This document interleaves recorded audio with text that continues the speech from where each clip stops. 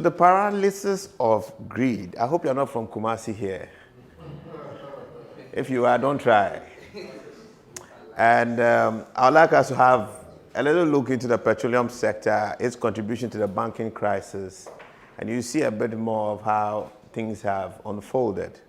And in the process, I hope we'll learn. But we're actually going to end up with one question, which would have to be answered by all of us. I still haven't found the answer yet. But this is a master's class. And I think that I should get educated out of this submission, or this engagement. So we'll go straight. There are no outlines to this conversation. What is greed?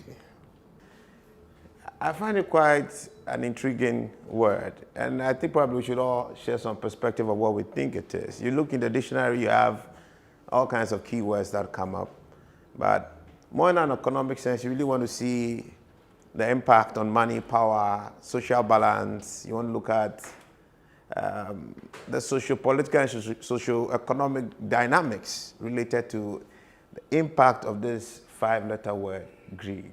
I mean, I tried to go check online, check what dictionaries will say, and thought these words were quite very present. Inordinate longing, insatiable desire, excessive selfishness. And at the heart of it would definitely be something.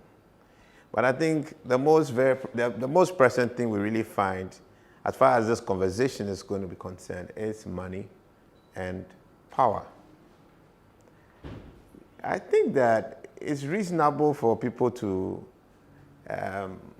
be quite greedy, because somehow greed inspires some creativity because of the need to win. So winning and being greedy, they have quite some relationship, I think. Your thoughts are welcome. But is greed really good? I'm sure you've seen that movie before. I've forgotten the title of that movie. That was, what was it? The Wolf of Wall Street. Yeah. Yeah, I was about to say, greed is embedded in capitalism. Yes. In the capital market, yes, where people just want to win regardless of what they do. So they step on other people, they backbite them, but all they want to do is to win. And then we celebrate those winners. So more and more people want to beat those winners, and then the greed continues. Well, why are we saying it's a bad thing? Not the greed itself, but then the trying to win. It should be a bad thing. So you see, at the heart of success with business are three key things that you definitely need to really build an attitude to win. Because you should want to win. I don't love to lose. I can't easily take losses. I learn from them, but I go in to win. My need to win can be quite ridiculous. But I have my own objects for why I want to win. For me, it's a bit more social than personal. But the need to win, if you really want to drive business, you really want to thrive in the economic space, is non-negotiable. So how is that different from ambition? Good. So that's the next word I was going to use. So three words for me are key within the business space. Ambition, of course, competition, and clarity in targets towards winning. So let's call them the ACT. You find them in the need to succeed in the business space. But what balance do you really create to ensure you don't have consuming greed or greed that is less constructive? The wolf says greed is good. But I actually say greed erodes the brain. And erodes the brain if it's not properly checked. It's the only reason why you have Ponzi's. It's the only reason why Madoff made it. It's the only reason why great corporates like Barclays would rig Federate, or Goldman Sachs and co would rig LIBOR and all that. I think it was Barclays who did, right? It's the reason why you have all that still happening.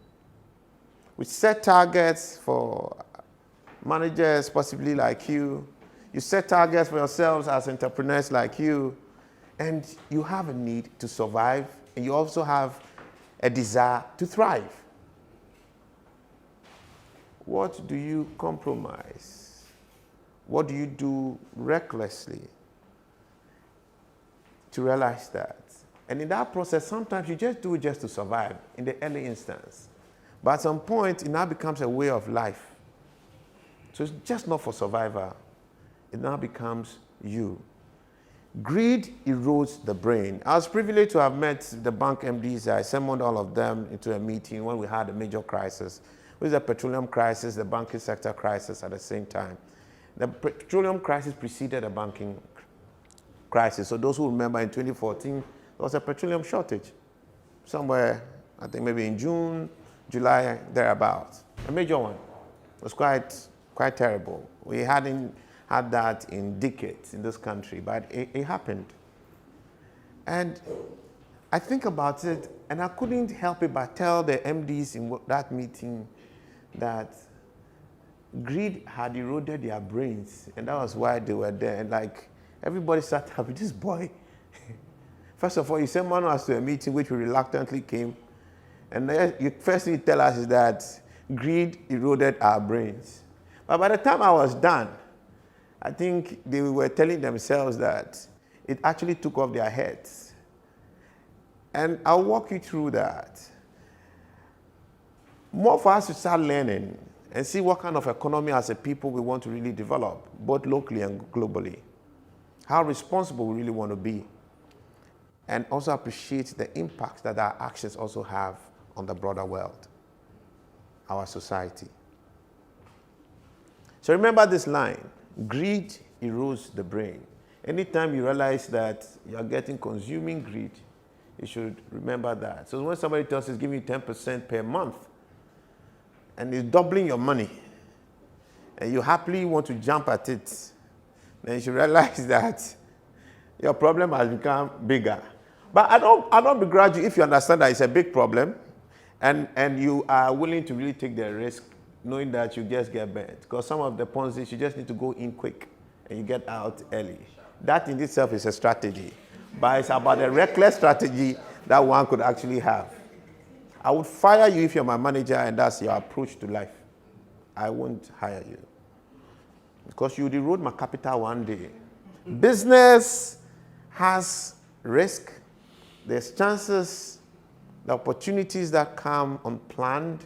If you're Christian or religious, you say grace, but it's not a lottery. And it shouldn't be a lottery when you're actually managing and using OPM. You know OPM, right?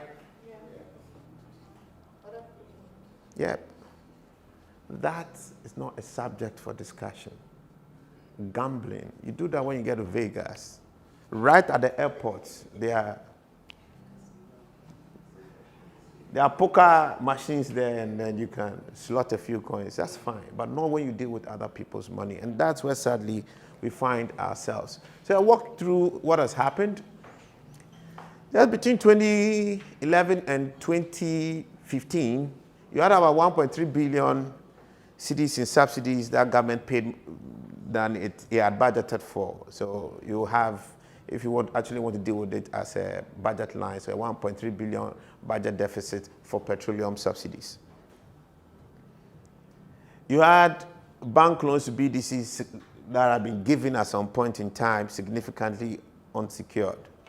In fact, zero security, just say the stocks. There was a time in the country when all you needed to access a $30 million line from any bank was to get a BDC license. A BDC license that would have just cost $150,000 could just get you $30 million in credit lines.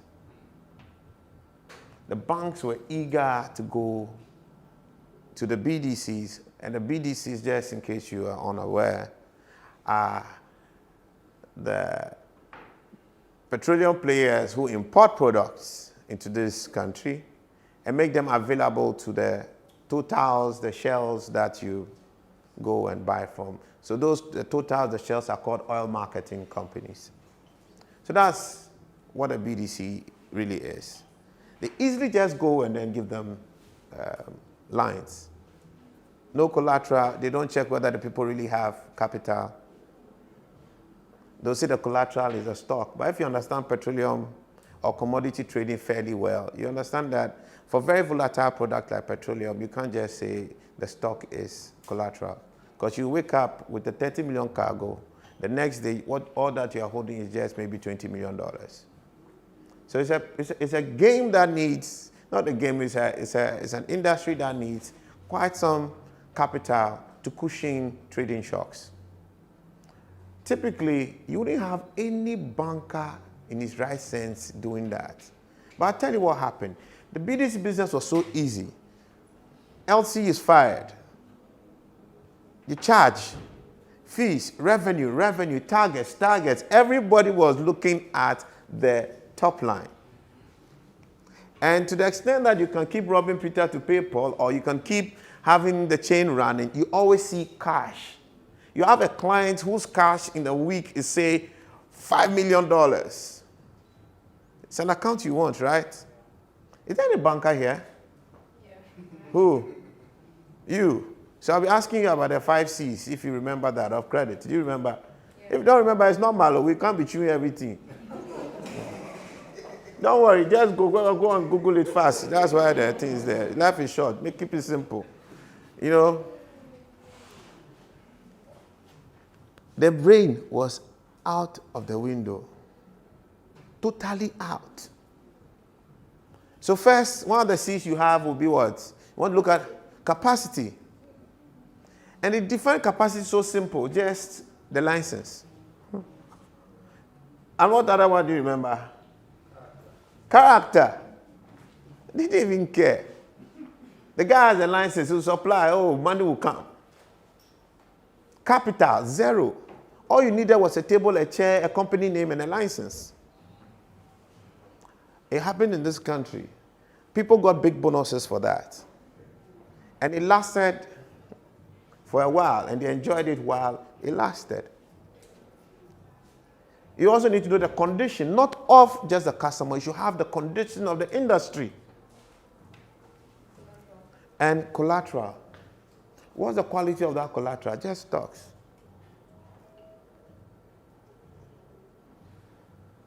We lost our thinking in this country, and it reflects in the bigger banking crisis, which we could still discuss.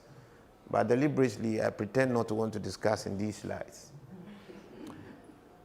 So you had very basic things like just the 5 C's that you use for credit not being complied with. People found ways to quickly rationalize them. And I always wondered how. I mean, how could that be? That license equals cash equals credit.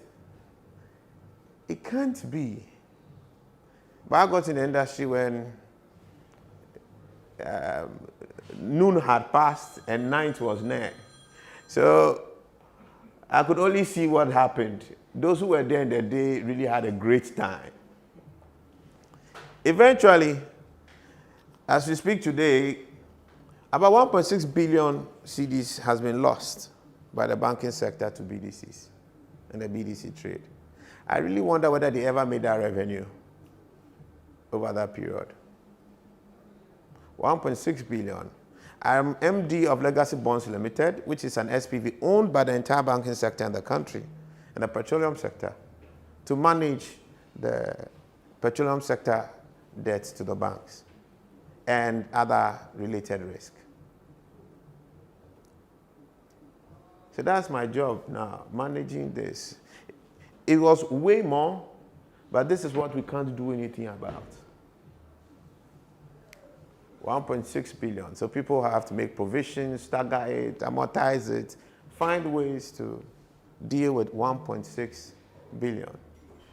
And that was a precursor to some of our broader banking crisis, because you had similar recklessness happening in other sectors. Our brains were there. We had entrepreneurs who were entrusted with people's money and were entrusted with a banking license to well protect deposits of customers, like my grandmother in the village. Now, my grandmother is in the village in Russia. Russia is in Accra, just in case you don't know. And you know what they did to it? Gave themselves loans because they were the alpha and omega of all entrepreneur ideas, and we all know what has happened. There is no way any of them would allow anyone else to have treated their money the way they treated other people's money. Not possible.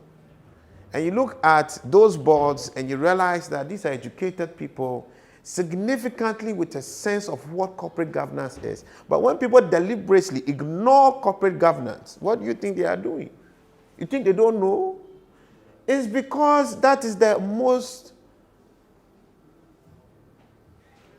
conducive environment under which they may perpetrate their own acts, being their own financial gods with other people's money. Why do people keep investing in Madoff? Promise them returns, and they were getting those returns every time. He was a superstar. Nobody questions players at that level in that fashion. How many people really sought to understand what Namuano was doing? All they were interested in is that somebody got his money, put his money there, and got it. So they are also going to put their money there, and they'll get theirs. Greed erodes the brain. It makes us find many, many ways to rationalize what we know is improper, is below board, inadequate, ineffective, and risky. That's why that word is important. Today we have how many banks failing? 15 or 16 banks? My sector contributed their quota effectively. But that's what happens when bankers fail to bank. One of the things that I want you to look at is there, and that is something you need to learn out of this discourse. You need to be a bit thorough about what you want to do. You should realize that you don't just live in an endogenous space, you live also in an exogenous space. So be interested in what happens beyond just where you stand. Government is subsidizing. The BDCs go to a government, to the banks, and tell them, yes, my payment is short by 5 million because government owes me and they're going to pay. So what you should ask as a bank, subsidy, what is government's budget for a whole year? So the blue line you see is government's budget for subsidies. The red line you see is what government actually incurred. So if I were a banker, but it's easy for us to just second guess everybody, yeah? So today you have about 50 million, and you have one customer whose subsidy in 2 months alone is up to the 50 million. Does it make sense to you to keep funding this industry? That's where condition comes into space with credit. But you keep throwing cash upon cash at the client. How is government going to pay what it hasn't budgeted for?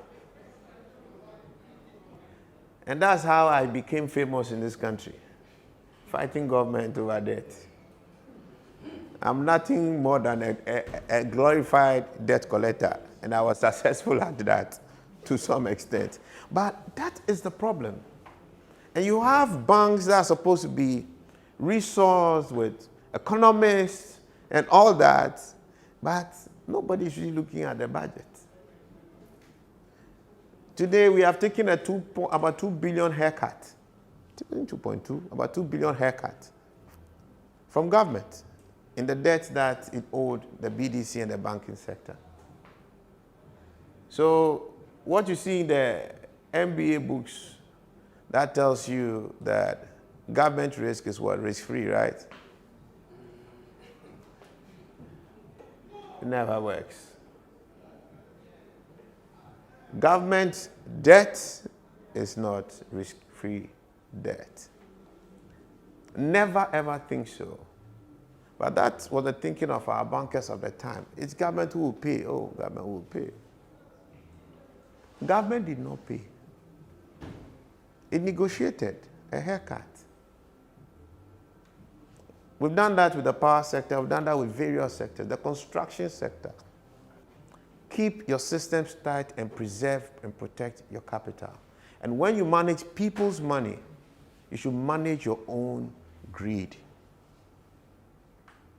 Greed can inspire, wanting more, having an insatiable desire for something. At some point, you should find somebody who should always keep you in check. Just like it is said Julius Caesar really had, right?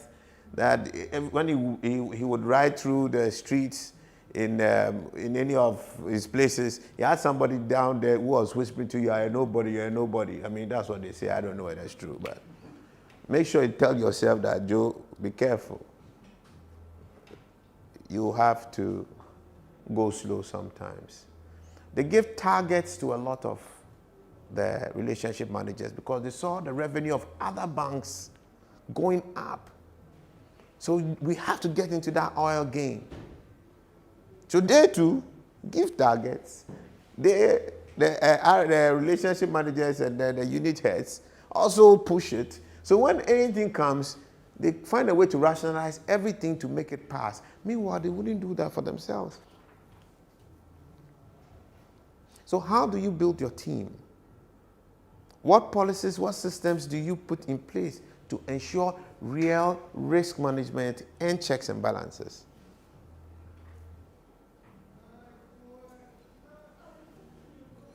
Don't be excited as an entrepreneur or as a business head that the box look as though they've been checked.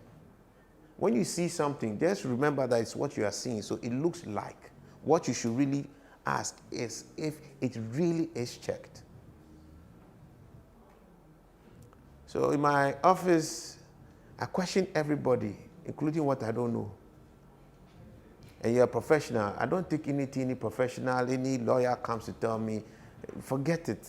You have to make sense to me. So ensure that things make sense to you. And you should keep a proper view over the basics that are required to protect and ensure you thrive and put a curb on consuming greed. Subprime mortgages. Maybe you should spend some time to read if probably you've not had a few case studies already on that. But you see that. So this is the BDC funding cycle, and back to the bit on the petroleum sector risk. When you are funding somebody, you want to put money and want to make sure the person will bring the money back. If you know you'd give him the money and he will not be able to pay you, will you give him the money? So you should figure that out very clearly. There's risk you may take because there are some chances to a few things.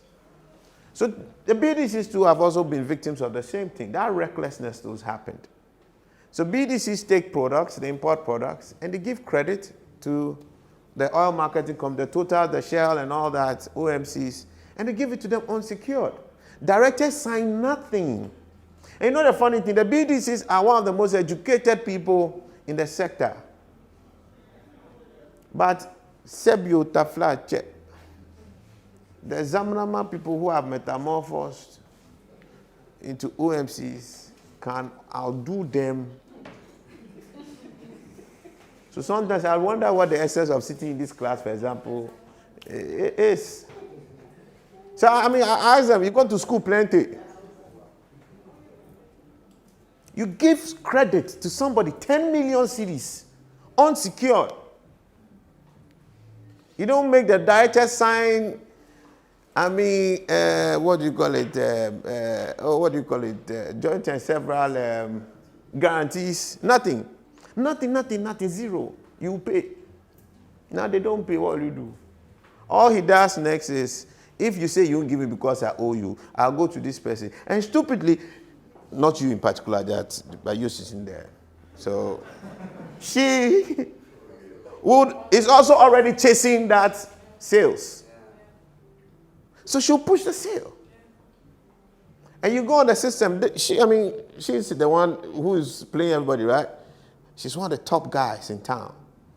I need that sale. And while I'm being messed up I would have used a better word, but unfortunately we are in a formal setting. I use a word which is like a screwdriver. When she has screwdrivered me, and then I'm not getting my money, she's in a hurry to go. She'll go and supply her. So she'll keep on playing everybody to such a time that she starts taking his money to pay my own. So keep playing the teaming and leading game. And that person hasn't gone to school plenty. That we are educated people. We should appreciate risk. We should know what systems you put in place, what governance system that should be in that organization. None out of the wind. Again, greed. So today you have a lot of OMCs that have invested in, say, hotels, real estate.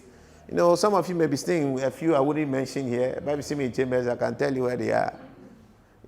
And the BDCs are there, they owe the banks. The banks owe the depositors. They have collapsed. And we are here. But all those who did the mess up are the most educated people. And when the driver has happened here, she's messed me up, I won't tell her that this person is a no-go area. I won't tell her. So no information is shared. She'll also go and get bent. And then what do we think we are really doing? So that's where you actually come up with the ethics. The banking sector too is the same, was the same. Things have improved since we all got involved. For us to see that from the global picture, we are all sitting on a time bomb.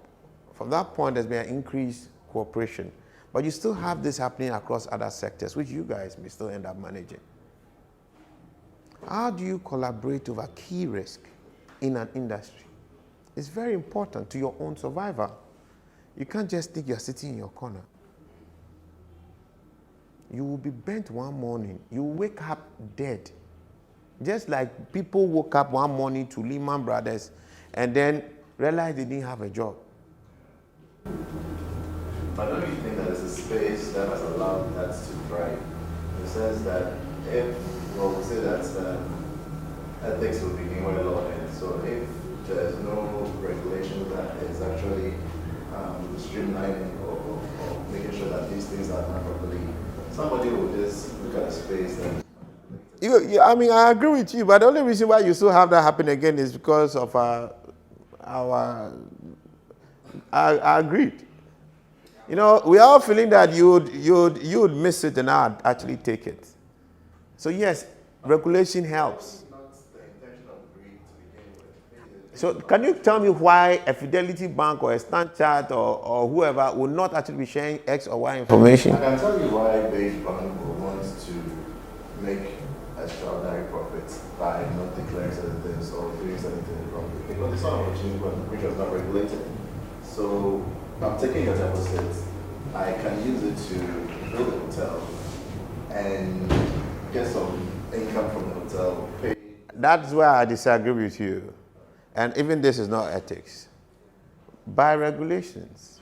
Look at the mechanism by which they dispersed the funds. How did they procure the debt from their own selves? Was that allowed?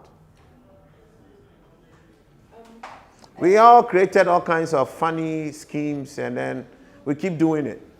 But then again, just remember that greed erodes the brain. You would easily rationalize almost anything. And there's another big one coming back again in this industry. The country's lost about 2.6 billion cedis to taxes, in petroleum taxes, because of some illegal trades that's been going on. Now we are taking data and just reconciling data. Simple stock reconciliation. How much product was in this country? How much came? How much officially was sold? How much was left?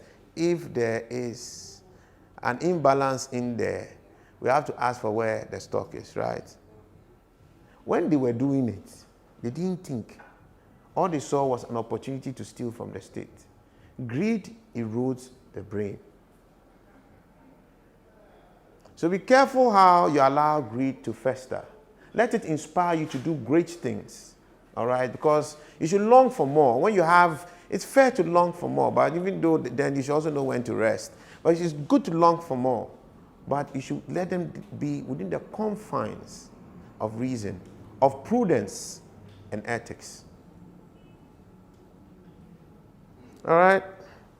Let's go. So a few things I picked from the Wall Street collapse or whatever we say in 2008 or, I think 2008. I mean, anybody want to read it out? Sweetheart, can you? Do you mind? Yeah, please. Take the first one. I think that ends here. Okay. People aren't pissed just to be pissed. They are mad because a tiny group of crooks on Wall Street built themselves beach houses in the Hamptons through a crude fraud scheme that decimated their retirement funds, caused property values in their neighborhoods to collapse, and caused over 4 million people to be put in foreclosure. Very well. Will you take the next one? All the mega corporations on the planet make their Obscene, yeah. obscene profit from profit of the labor and suffering of others, with complete disregard for the effects on the workers, environment, and future generations. As with the banking sector, they play games with the lives of millions.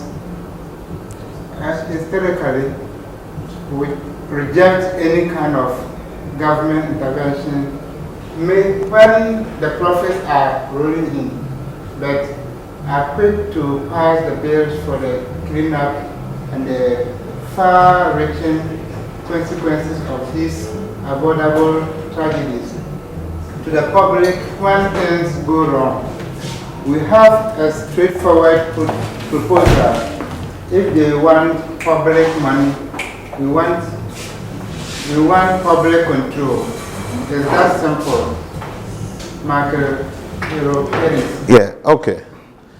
So just to bring our minds to something, that the failings of our greed can have impacts transcending ourselves. There are lives involved, and that's why you have to be responsible about how much you allow greed to inspire your actions. Ambition, like I said, is great. Competitiveness is great. The targets must be real. But you should realize that you must achieve them ethically and responsibly, because the failings of your dealings transcend you. You look at our banking sector today, the jobs that have been lost. Can you take a moment and think about how those families are holding up? So if I worked at Beach and my wife worked at Capital Bank, and today we are all jobless, can you imagine what kind of home we would have? And possibly we have 3 or 4 kids.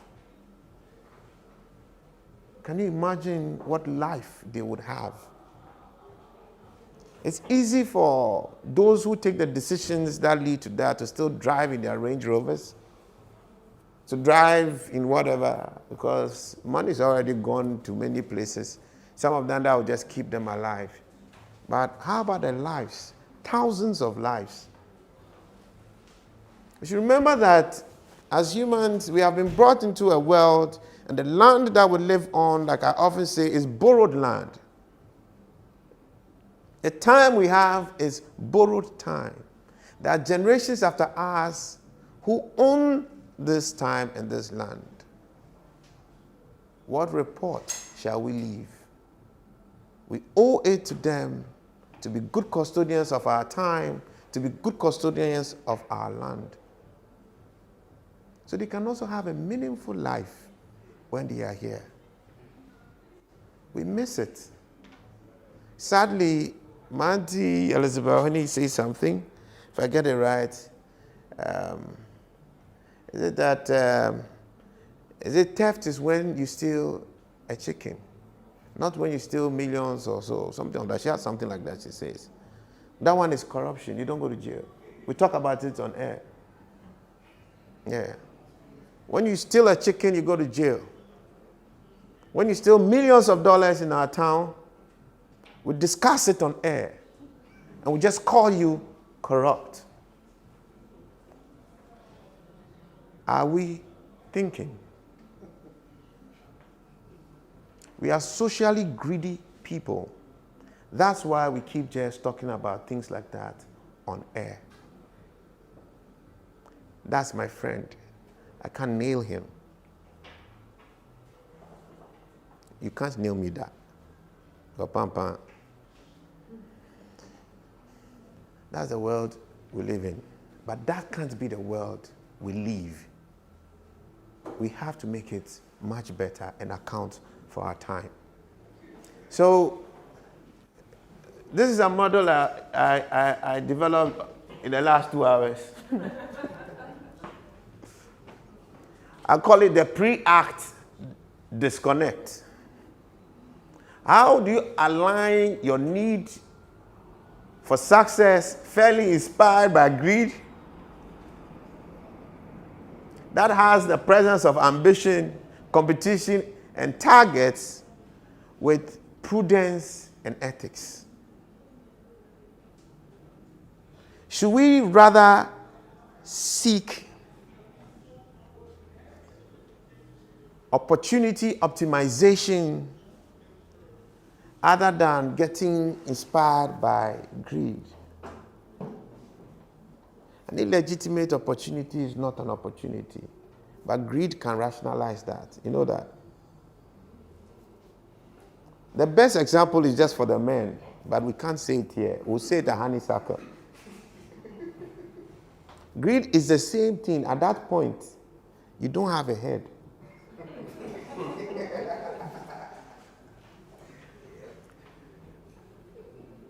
Don't take this lightly. Be very conscious about the presence of this in our natural tendencies, and be shaped and guided appropriately. We need to find the right connect, but trust me, I don't know how. So the question, I said, how do we find the pre-act balance in an environment where we need to win? So ask yourself every day, my pre-act balance, is it balanced? How do we find that balance? I want to go to Madam Forsen.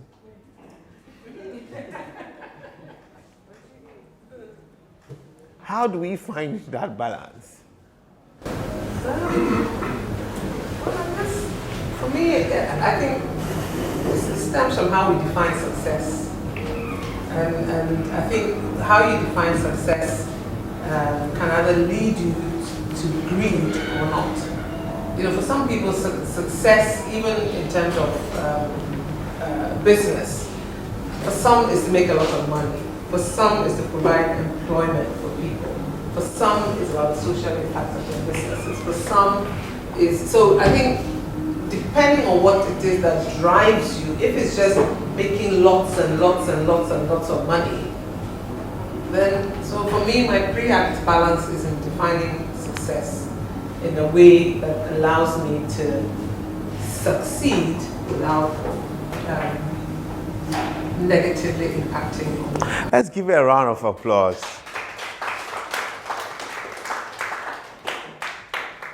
Charlie, you've been in the corner like that too. I see you are.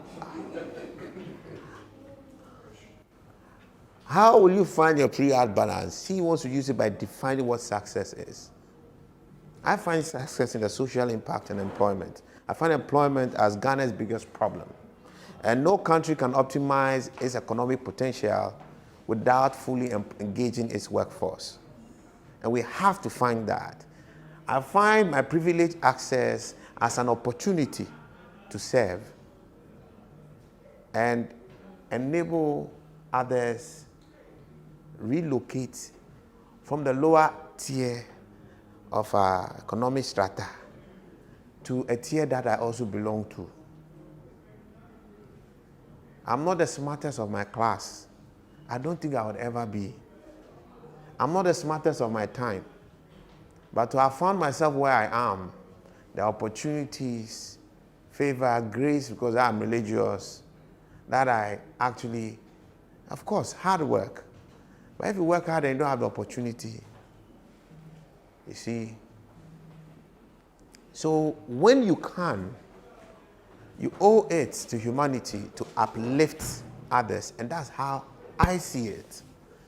And I'm grateful you said this, because I've still been thinking of how to really, maybe that is an answer possibly for me, but I don't know for you. I mean, we should build a society. How do we build a society, and who is made up of the society? It's us. You know, I've always been struggling with this. Do you start from the top or start from the bottom? Possibly you should start from everywhere and crash it in.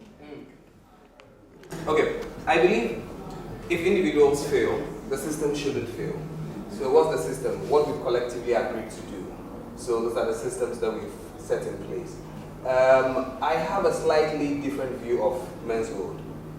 So for instance, I believe that innovation precedes regulation. So once upon a time, it was a crime to deal in crypto. Today, central banks are adopting crypto around the world. So, and if Ghana is the second biggest gold extractor in Africa, and then we all know South Africa, the structure of the economy, individuals couldn't have access to gold in the manner in which Ghana is. And then we have somebody who has designed a system, and he claims that he gets gold and he's exporting it, for which reason he's offering that much money. I believe that is innovation. Then must come regulation to control it. When the regulators come, then they will be able to assess that model in the best way possible. Then they can say, okay, no, we are shutting you down based on the assessments that we have A and B and C. But if you have regulators who send signals that cause for a bank run, and then the same system collapses, people's money are locked up, and then you stay at the top and you play politics with it. I believe then the systems that we are supposed to set, we are not setting the right precedents to follow later. So I believe this is where the disconnect is. Okay, so you are looking at the men's gold. I mean, you are advocating the men's gold situation. Yeah, okay. I'm sure everybody would want to discuss at some point, but let's not lose the pre-act conversation. You are saying we have built a society where we have normalized wrongdoing. Are you using that as a replacement for corruption?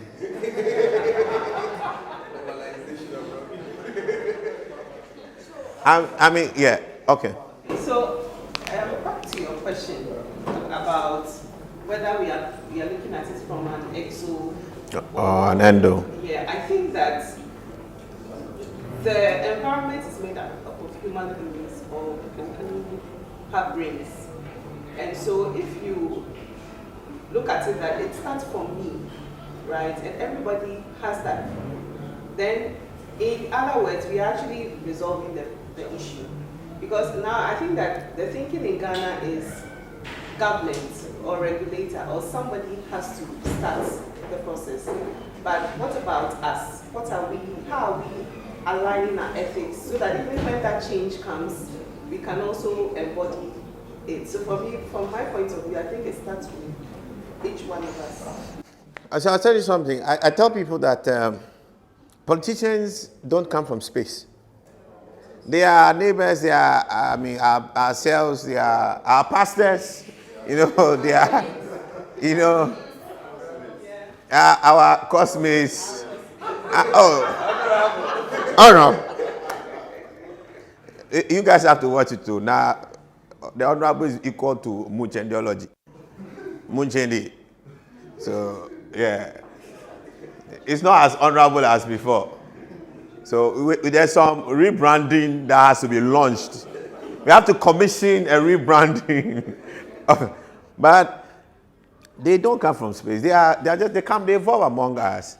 And I think to a large extent, they actually reflect who we averagely are, who the average population really is. So I mean, I agree with you. We need to start working on ourselves. Our values from school, everywhere, would have to be looked at.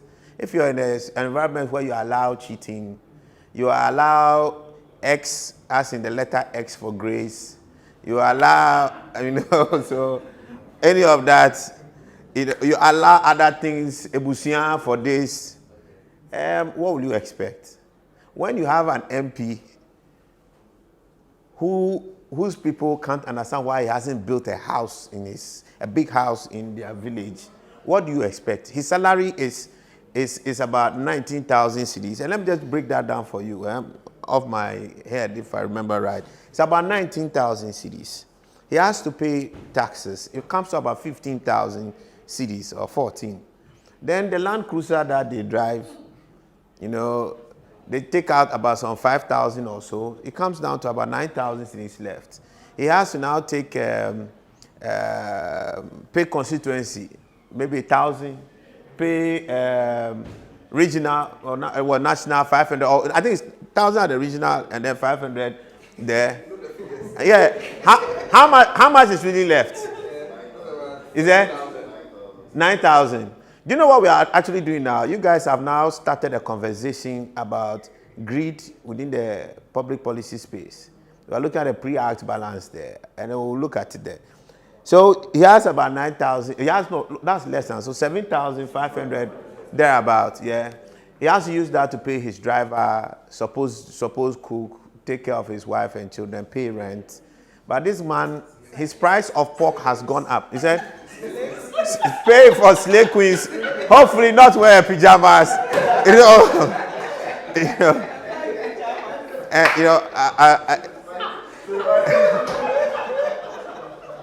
So that's amount of money. He wakes up in the morning. If he's a minister, maybe we'll get maybe another 2,000 or so more.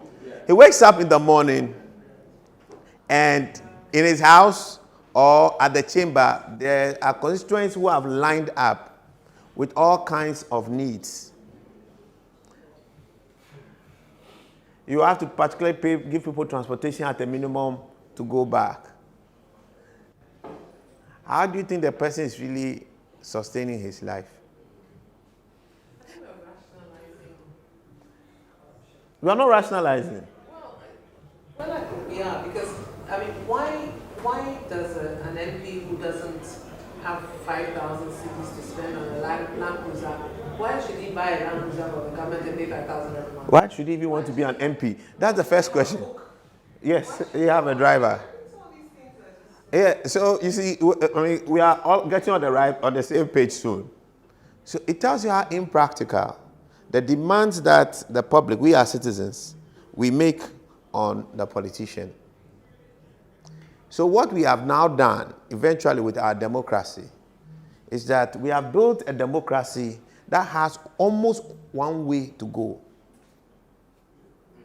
I don't think it's a demand. It's a promise they made to us. Good. Educated as we all are. I mean, I'm talking about the role of the citizen in here. And she's also right. You don't fit the bill, don't step in. All right? But everybody wants to step in. That is the life of an MP. How is he going to sustain it? He can't. The person has left school, hasn't got a profession. We have an economy that is politically exclusive. Where when you are an NDC, you are NPP, and your government is not in power, it's difficult for any of us to even put you on our boards. Because government has too much political power instead of institutional power. So that you can actually pick me on. You can imagine if GM was in office and maybe Gabriel Chidaku was a member of my private company's board. Anything I do at the chamber is MPP. They will come after me. If the same thing happens when I put Ibrahim Mahama on my, what will you expect? We've created an exclusive political economy, made politics too powerful. So people, when you're out of government, you are economically alienated. It is sad when you see former ministers today. It's a very sorry sight. I am a lobbyist. I deal with politicians. It's a very, very sorry sight. Getting re-assimilated in the economy is difficult. So what happens? You practically have been encouraged. It doesn't justify, but you've been encouraged because they know this problem before they enter. You know, but the system has encouraged you to be very corrupt, amass wealth for your present and your possible future when you're out of government. The sad part, somebody has a very basic life. You promote him, make him a minister, deputy minister. Now, instead of flying coach, which he's used to, he's now started flying business class. And I don't know if you've noticed that. Those are business class. They like to look at the coach people when they are working, you know. Then when he started, he said, it feels going on. So this is how they have been watching us. When he's out of government and nobody is paying for his business class ticket, then he's thinking, hey, is that how they are going to watch me? A whole me that I'm sitting at the back. So to sustain that kind of life, things change. His child has left UPS or pre-sec GSS or primary.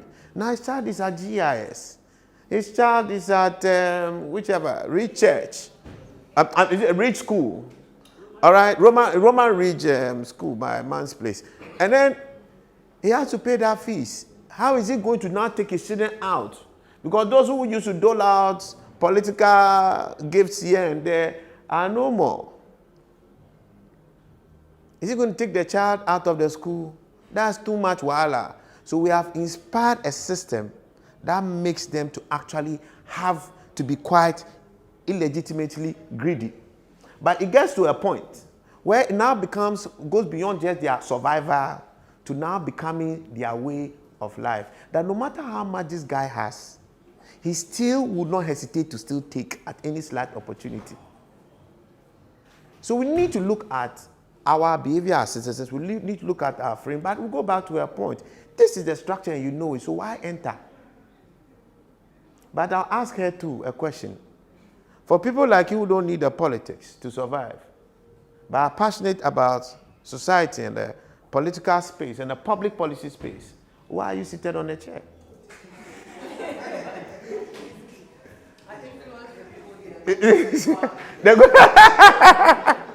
I mean, we all have some responsibility to awaken too. But let's get back to our thing. So with that, to deal with the prudence and then the pre-act balance in the political space, there is some role that we all would have to sort of play. I think we should have an economy that is more driven by institutions from professional bodies who are not subject to partisan excessive influences, so that when I'm out of government, if I were a politician and my opposition is in government and I'm a road contractor and I have the most competitive bid, I will legitimately win. I should be able to live that life. When it happens like that, nobody really has an incentive too much, because you can still live your life outside of politics. And we really need to drive the sense of service in our politics. There's no sense in our V8 culture for politicians in this country. Nobody who has a business as broke as this country is, as inefficient as this country is, will be buying his managing directors and managers V8s all across, unless it's excessively necessary. There's no work that the politicians really do that a Prado can't do. And that's a good savings of about 40%, 40%, yes? Yeah, depending on how and where you buy that. All right? We had a president in this country who just used to drive a Pajero. Do you know that? That was Rawlings.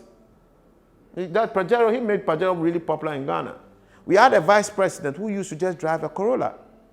I was in Achimota one day when Vice President Atamils just drove in with a Corolla. Things must change. The sense of service must be there, and politics can't be seen as a reward. It's a call to service. But so is it that us as business people, as managers, our opportunity to be way above many is also a call to serve and help turn things around for ourselves as a country and inspire and uplift people from the bottom, so we all live in a better country. Thank you.